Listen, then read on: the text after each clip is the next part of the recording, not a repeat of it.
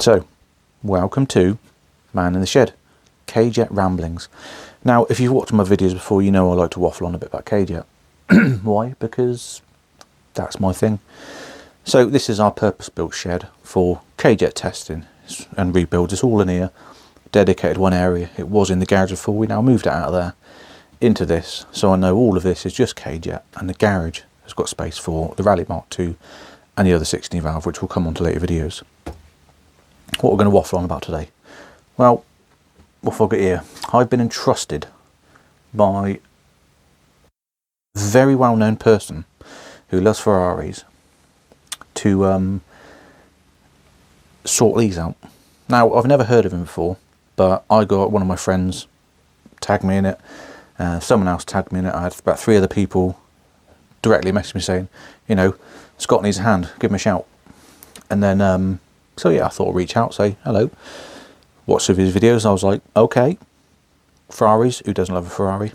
Particularly me, I love a 550 Maranello, lovely thing. So I reached out to him and said, right, I've heard you've got some K-Jet problems, anything I can help with? So he popped down yesterday, dropped some bits off to me. We had a good waffle for ages, proper nice bloke, knows his cars, you know, we've got very similar ways of thinking about doing things. So we've got here, we've got 2 metering heads and 2 warm-up regulators. Well, surely they're off 2 engines. No. This is 1 engine, and from what I remember or have learned is it's the first Ferrari with fuel injection, K-Jet fuel injection, which is a 12-cylinder, flat 12. So we've got 6 cylinders.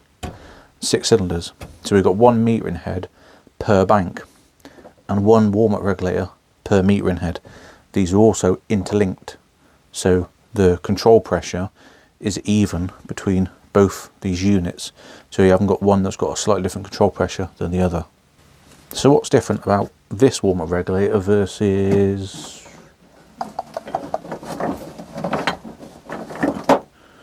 that warm-up regulator, or these 16 valve Golf, 8 valve Golf, or Saab, or RS 1600, or Endless? Not a lot of difference, bar that hole there isn't blanked. Sorry, it is blanked, it's not open for a vacuum. However, we have got a vacuum point here and a diaphragm. Sounds like a fox. And a diaphragm inside. So there's nothing major difference to these. You've got your fuel chamber, and obviously it heats up and does its job. There's not a lot of difference on these, but it is vitally important to the working of a metering head. We've also got the ports here as well. So it's just a warm-up regulator, and these are our metering heads. So they are downdraft, which means the air is brought down, pushes down. Same principle, it's just got a different fulcrum point. So you've got the point there, and it pushes the pin up. On the other ones, you've got that is down here, and you've got the pin there. Same principle, that moves down, pushes the pin, sends fuel out. Obviously we've got our base settings on here where the air flap should be. Both of these are wrong, or just out of adjustment. Again, say they haven't been touched for many years. So what we're going to do is pull these off, strip the parts down, and get certain parts off to vapor blasters.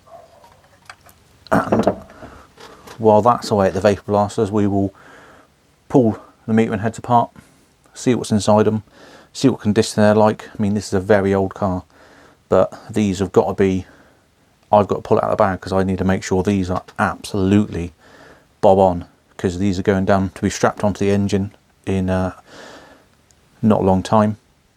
Put on the engine, and the engine is going off to be put on an engine dyno to make sure everything works perfectly. And it's vital to have these exactly. So you've got, like I always say, you've got 4 cylinders. If you've got 2 cylinders that aren't got the right fuel, 5-10 cc difference, you know, that's 2 cylinders that aren't getting that cylinder pressure as high as the other ones, which means it's going to be down on power on those 2 cylinders. Again, you multiply that on a 12-cylinder engine, it can kill power. Now the engine is, I believe, I want to say 340 brake when it came out. Could be wrong. If I'm wrong, correct me. So it's a very powerful engine for its day, and it's going into a white car, and the car was literally parked on a driveway about an hour away from where I live currently, from where Scott found it from. And obviously if you go check out his channel, obviously, you know, somewhere on the screen I'll put a click on to wherever his channel is if you don't always even know him already. The car looks amazing, beautiful colour white. So we've just got to make these look as clean as the rest of the engine. Now, is that some bits have had vapor blasted, but as we discussed, I'll just get those bits redone so they finish up. Nice finish like my ones come up, so you got, it's clean but it's got a nice sheen to it. But these aren't too bad, but you know, it's got to be absolutely pinpoint because it's the car it is. Like I say, you take a look at his engine, they got to be perfect. Again, the rubber bits can actually be vapor blasted without being damaged. The plastic bins can be vapor blasted without being damaged. The vapor blaster I use is very knowledgeable on what he's doing, and what things he needs to dial down the pressure on, so it's cleaning it off but not destroying the surface. So we'll do a bit of a speed up montage. I'll strip these apart so I can go, right, that goes the vapor blaster, and then we'll start pulling these apart and seeing what's inside. So I'll catch you in a minute. So before we pull these apart and get the bits ready for vapor blast, and here's a few shots of, you know, the BBi car, I being the injection on it. Fantastic looking car. So here's a few clips of what it is, and then we'll come back and we'll start pulling these apart. We'll get the vapor blast bits done, and then we'll pull one of the metering heads apart and have a look inside.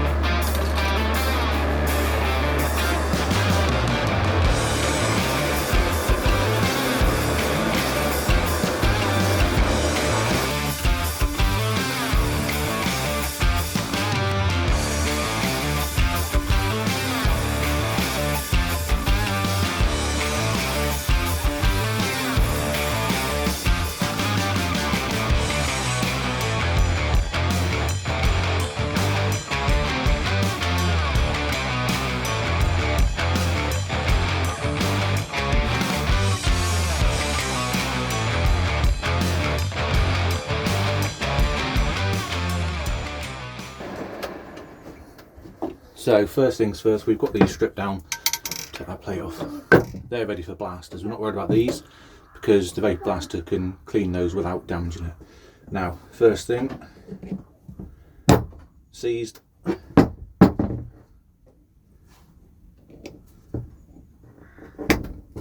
Seized. So both these units are seized, which means that fuel pin inside there, which is the same principle as this fuel pin, where it goes up, that directs the fuel out. I can't move these pins, which means that is stuck in that position. So if you were to power these up with fuel pressure, they're set to maximum fuel at the moment. So as soon as you get fuel pressure in there, it's going to just flood the engine straight away. So it's definitely a good choice to get these over and get these rebuilt. So we'll pull these apart one at a time. They are literally identical units. It doesn't matter which one goes on bank 1 or bank 2. You know, 438, 55, 49 and 49s, different dates on them, 341s. So there we go. So we'll pull these apart in a minute and have a look what's inside.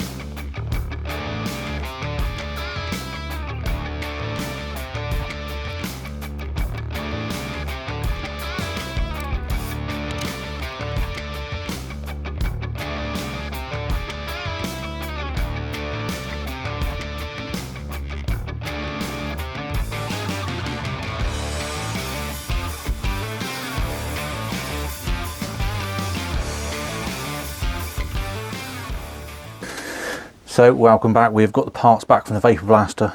So we've got this one rebuilt and ready to test. So look how nice that's come up.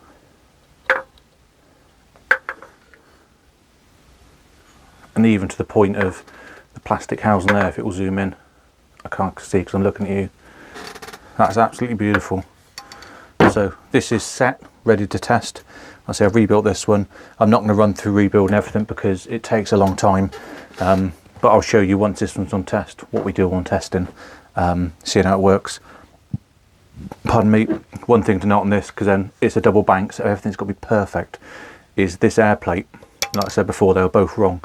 So you want that to spring back and sit perfectly. So in these funnels, or air cones, there is one section, probably about a mil, maybe mil and a half, 2 mil wide, which is a vertical cylindrical shape to fit around these plates. And then obviously the upper part where the air comes in is tapered, the bottom part is tapered again. The air plate is a certain line where you won't be able to see it on the camera, where the air plate has to sit. And it's absolute paramount that these sit. I can't see the line of it at the moment. So for example, this plate is as thick as the line it needs to line up with. So I can't see that line where it's set. And as soon as I even touch it, put any weight in it, I can see the line, the ridge. So what you need to make sure is this one and the other one, these air plates are absolutely perfect. Because like I say, you could set the distributor and the other distributor, same amount of fuel on idle and max and balanced everything. If this air plate's off by, you like literally are only talking half a mil, it will change how one bank's running, because one bank will be laterally running lean. Because if that's half mil down, as soon as the engine draws air in, that moves down. That air plate is already half a mil down, which means that is going to be sending more fuel out. So you could have one rich and one lean, etc. So if you are doing this stuff, certain things need to be absolutely pinpoint perfect, and they're adjusted by, there's a pin in there you knock down. So I won't jabber too much, just admiring that because that looks absolutely beautiful. Lovely. So I'll show you this on test. Once I'm happy with it and what we're doing, that'll be job done, and then we'll skip to the end where I've got both of them all sat there rebuilt with the warm-up regulators, ready to rock and roll. So I'll catch you in a minute. Quick air plate check. So this is on the second unit, and as I said, they're both incorrect. So as you can see in this portion here, this section here, this is your vertical cylindrical point where the air plate needs to sit. Now the gap of that is pretty much the same diameter as the air plate, so the bronze part here, and as you can see it goes above it. So the air plate needs to sit right on that line, about, I'm just moving that with my finger, about there. Obviously the plate's slightly wonky, it needs straightening, but that line needs to disappear. So about there, that is set perfect. So when the air plate moves down with the engine, like so, that sends out fuel. Now remembering the plates only move about 2 mil downwards in this case to fuel the car. So if that's there, 2 mil, for example, is there, it's not, but close, that's putting fuel in. Now, if the plate's up there, set wrong, the suction on the plate is going to move up approximately 2 mil. So that's going to move down about 2 mil. And you notice now the plate is only at its rest position, not at the idle position. So that's just shows you how much different, you like say 2 mil, or the thickness of this plate, for example, the thickness of that ring is all it takes to mess things up. So like I say, that's there, engine idle is there. No, like I say, the engine idle is on the suction. So the air plate's already off, engine suction, bush. Now the air plate's only at idle, so it messes all the fuel up, so we'll reset that. So we've got the meter in it up on test. We've run it through some basic settings. Like I said, the air flap, the CO screw, which is the mixture screw that sits under a flathead screwdriver inside there, which again is the relation between the plate and the plunger. Now that was quite far off, it was 2 full turns rich on this to get it where I put a basic setting on there. 2 full turns sounds a lot, and that equates to about 0.4 mil lift in the fuel pin. So when that air flap is down and the pin's pushed up, with that ill adjusted, that's 0.4 mil fuel height, the fuel pin has not risen up. So that's set there now, so we'll just run it through a full test now.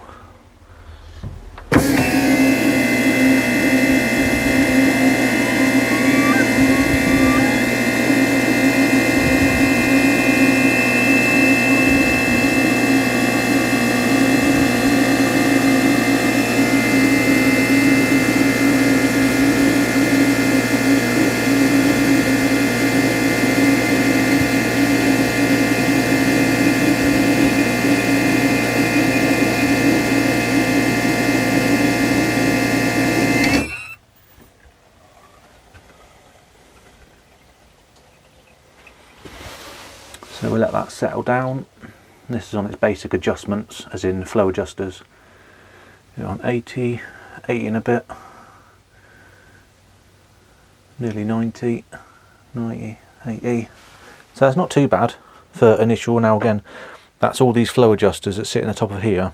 They're all down exactly the same amount, which then shows you having them the same amount in doesn't equate to the exact same amount of fuel. So we'll just tweak. We've got number 1 and number 6. I'll probably tweak those two a bit more and a bit more, and then run the test again. Now adjusting these, if I adjust number 1, that doesn't mean that number 1 is just going to get fuel. So if you adjust any one of these adjusters, that can have a negative or a positive effect on any of these cylinders. That's why balancing takes the longest time. Some just happy balance, some can be a nightmare. So we'll run through some balancing on this, mainly on that one, and then do another test in a minute. Sometimes I make this life thing harder than it needs to be. Not dead yet, true shit. So why do I worry about what I can see? I've been stressing. So after many runs through, we are at a balance. And I have noticed the plastic housing on top of here is taller than the rest, even though it measures the same. So there we go, we are pretty much at 82 cc's in 30 seconds, so that is a 164 cc's a minute across all four. Now we have gotten a balance, we are allowed, so the spec, you're allowed 8 millilitres or 8 cc's in balance per engine, no, across the injectors. So I'm happy with that now. So what I'm going to do now, or what I normally do now, is I'll run through where they're set now back to back 3 times. If I'm getting the same result, happy days, we're all balanced.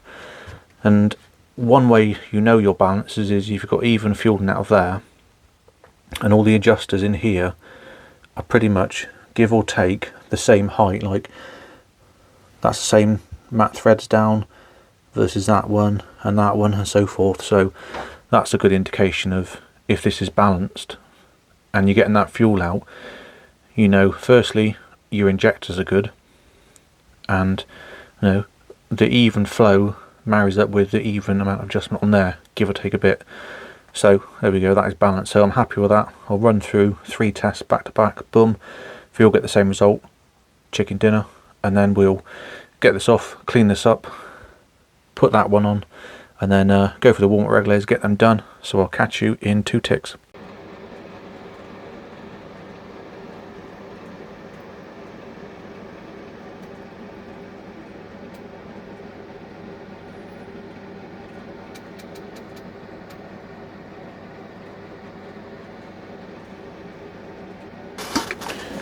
Right, this is the 3rd time that I've filmed this bit, because the first time I sounded like I was underwater. The second time it just stopped filming. Helpful, thanks phone. So we have got these all rebuilt, back together, all tested and looking wicked. Hopefully the V12 will sound better than that. Flat 12 even. So there we go, all good to go.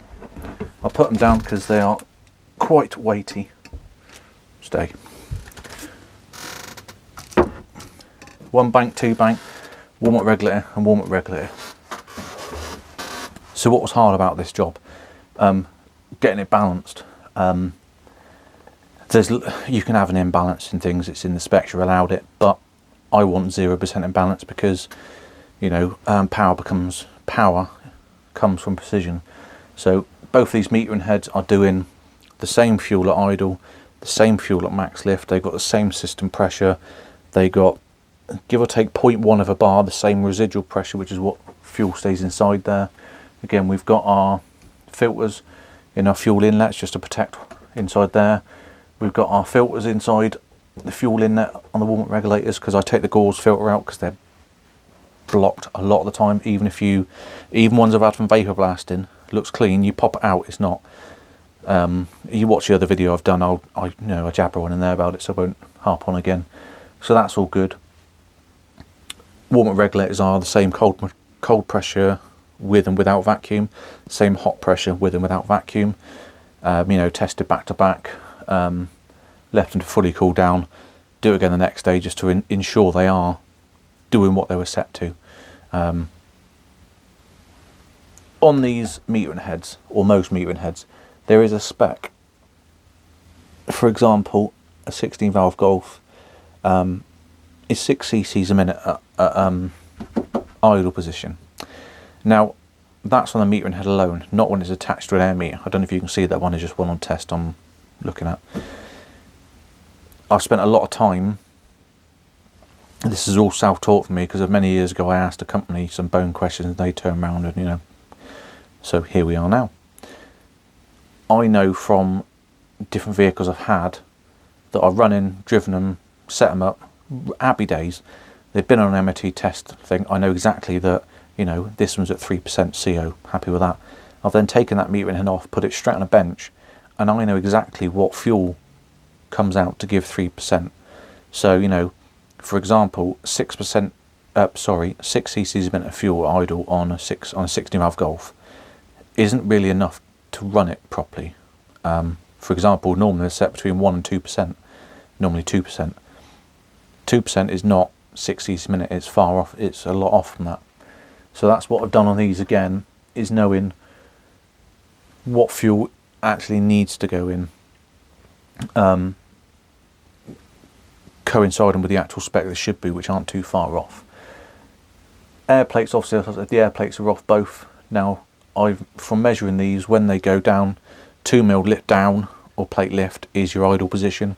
I know when both of those move down 2mm, both units across all 6 cylinders have got the same amount of fuel idle and at max fuel. So you got 2mm and 25mm. 2mm plate lift or plate down is idle position, and 25mm plate lift or plate down, this setup needs to achieve maximum fuel before that 25mm plate movement. So these are all bang on. We've got a flat 12, 340 brake, everything wants to be perfect. So, all those 12 cylinders have got the same fuel at idle, same fuel at max fuel, same control pressures, same system pressures, all that sort of stuff. So I'm well happy with these. So we'll get these back to Scott. If you've carried on watching the video through, thank you for watching the video. It helps the algorithm out. If you can, click subscribe. Doesn't cost you a penny, but it helps me out loads. Sticking up comments in the comments. I'm happy to help. I'm self-taught. I'm happy to help others with their issues. I started this sort of man in the shed thing. A friend of mine popped it in my idea, and the other thought, good, because there's different things I can do just out of curiosity. There's one down there actually, BRM, Brian Rickers Motorsport metering head. And there's a thing about those back in the day where there's an advertisement thing, which I know it wasn't a true advertisement. It was, not true. And that metering head will prove that, because that's off that car. But anyway, I digress. So give a thumbs up, click subscribe if you can, and I'll see you in the next episode of Man in the Shed K-Jet stories of something else. Cheers for watching. Bye. So you don't know what you're doing, and the walls are closing in.